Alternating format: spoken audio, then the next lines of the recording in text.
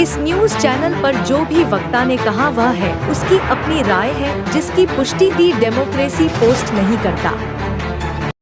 हमारे बीच समाज सेवी और अधिकारी सुदेश तंवर जी जुड़ चुके हैं। सुदेश तंवर जी, ये धम्म संसद, जब हमारे पास संसद भवन है तो जगह जगह ये धम्म संसद क्यों लगाई जा रही हैं? क्यों देश के अंदर बंटवारा किया जा रहा है? जी, मैं आपकी बात से सहमत नहीं हूँ। मैं सुदेश तंवर हूँ और दिल्ली से राष्ट्रीय बौद्ध महासभा का मैं अध्यक्ष हूँ। मेरे साथ लगभग 25 लोगों की टीम आई है जी। जब हम संसद की बात करते हैं तो संसद का मतलब है इकट्ठे होना और कोई निर्णय लेना। तो जब हम राजनीतिक तौर पर कहीं इकट्ठे होते हैं तो उसको हम संसद बोलते हैं। जैसे अंग्रेजी में हम लोग कांग्रेस एक शब्द होता है जी। तो कांग्रेस जब हम बोलते हैं तो कांग्रेस का मतलब है कि कमेटी बनना। इसी तरह से संसद जो शब्द है वो जब हम राजनीति के तौर पर उस पर बात करेंगे तो हम राजनीति की संसद की बात करेंगे, और जब धम्म की संसद बात करेंगे तो वो धम्म की संसद हो गई। इसी तरह से एक मिनट मैं आपकी बात को थोड़ा सा और बढ़ा दूँ। जब हम परिवार में बैठते तो परिवारों में भी लोग परिवार की संसद बोलते थे। जैसे जो संघ है, संघ से ही ये संसद शब्द निकल कर आया है। सर, ये जो आदम संसद है जी, ये बौद्धों को लेके संसद चल रही है, जैसा ही मुझे पता लगा। जब सर ये बौद्ध धर्म जो है भारत के अंदर पनपा और भारत के अंदर बहुत बड़ा ज्ञान हुआ, लेकिन भारत के लोगों ने इसको अपनाया नहीं। विदेशियों ने इसको अपनाया। ताइवान की बात करूं, जापान की बात करूं, मलेशिया की बात करूं, श्रीलंका की बात करूं, इंडोनेशिया की बात करूं, विदेशियों ने अपनाया। और आज विदेशी जो चांद पर जो घर बनाने की कोशिश कर रहे हैं और वहाँ पानी ढूंढ रहे हैं, और आज भारत के लोग गाय के गोबर और मूत्र में ही मस्त हैं। नहीं, मैं आपकी बात से सहमत नहीं हूँ। जो हम धम्म की जब बात करेंगे तो भारत रेल की पटरी की तरह दो समानांतर धाराओं में है। एक तरफ ब्राह्मणवाद है, दूसरी तरफ मानवतावाद और अम्बेडकरवाद है। जहाँ जहाँ अम्बेडकरवाद होगा वो निश्चित तौर पर बौद्ध धम्म होगा। और जिनकी आपने गाय गोबर की बात की थी, आप प्रकारांतर में जाइए, इतिहास में जाएं तो जो काम वो आज दिख रहा है वो गाय गोबर की बात कर रहे हैं। एक ज़माने में वो गाय के बहुत बड़े भक्षक हुआ करते थे, लेकिन वो भक्षक से कैसे सो कॉल्ड रक्षक बन गए, ये एक अपने आप में बहुत महत्वपूर्ण बात है। इसका मूल कारण धम्म है। मतलब जैसे आप बौद्ध धम्म की बात करते हैं, बौद्ध धम्म है, और बौद्ध धम्म के जीवाश्म जो है वो आप देख रहे हैं धीरे धीरे वो फूट रहे हैं हमारे बीच, और फूटने के बाद बाहर निकल रहे हैं। आप देखिए आज यहाँ लगभग 2000 लोगों की भीड़ है, और सबके सब वो लोग हैं जो उन धम्म के जो पंचशील के सिद्धांत है, जो त्रिशरण के सिद्धांत है, जो अष्टांगिक मार्ग है, उनको अपनाते हैं। जो लोग उसको अपनाएंगे वह कोई धर्म की बात नहीं है, वो जो भी मनुष्य उसको अपनाएगा वो एक निश्चित तौर पर एक अच्छा इंसान बनेगा। और जहाँ तक आपने बात की कि वो देश पूरी दुनिया में बौद्ध धर्म फैल गए, ये बिल्कुल सच है। उसका एक मूल कारण यह है कि जो लोग यहाँ से गए, किसी भी रूप में गए, चाहे वो प्रताड़ित होकर गए, चाहे वो सामान्य तौर पर गए, लेकिन उसके बावजूद भी उन लोगों ने धर्म को छोड़ा नहीं किसी भी सूरत में। जैसे उदाहरण के लिए मैं एक छोटा सा उदाहरण देकर आपकी बात को पुख्ता करूंगा। हमारे लोग कभी भी हिंसक नहीं हुए। हमारे साथ कितना ही अन्याय अत्याचार हुआ, लेकिन सत्ता पाने के बाद भी हम कभी भी हिंसक नहीं हुए।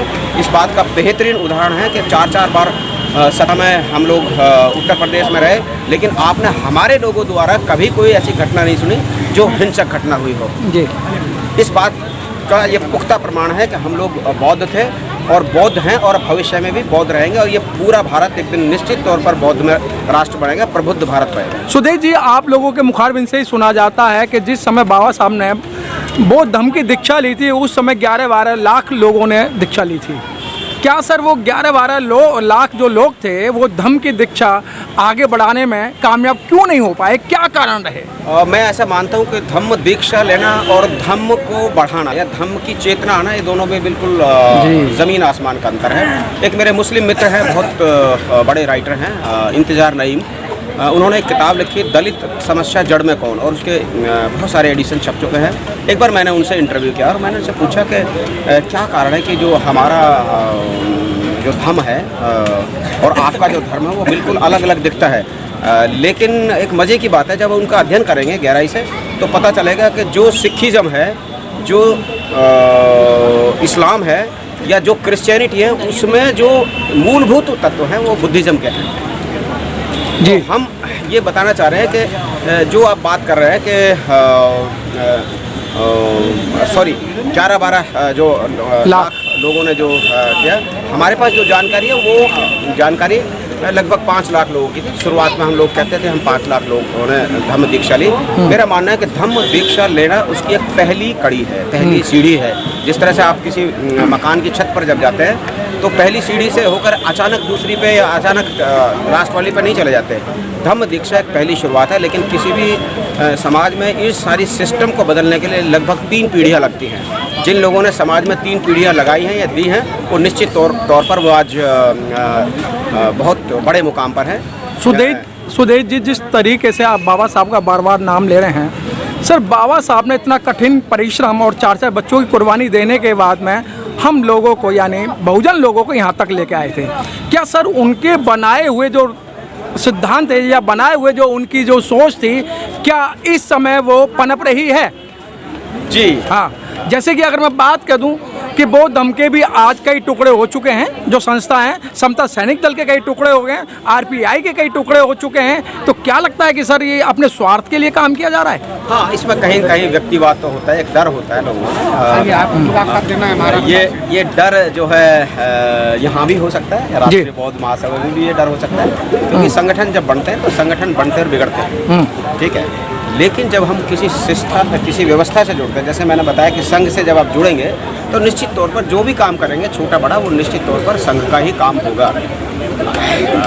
मैं ऐसा मानता हूँ, क्योंकि संगठन में व्यक्तिवादी सोच होती है तो कहीं ना कहीं बदलाव होता है। उसे बदलाव को हम टूटन ना कहें, वो बदलाव को ये मान के चलें कि कहीं ना कहीं वो पॉजिटिव रूप में हमारे सामने दूसरी जगह पर आ रहा है, ऐसा मैं मानता हूँ। सर ये जो बौद्ध विहार और बौद्ध गया, इस न्यूज चैनल पर जो भी वक्ता ने कहा वह है, उसकी अपनी राय है, जिसकी पुष्टि भी डेमोक्रेसी पोस्ट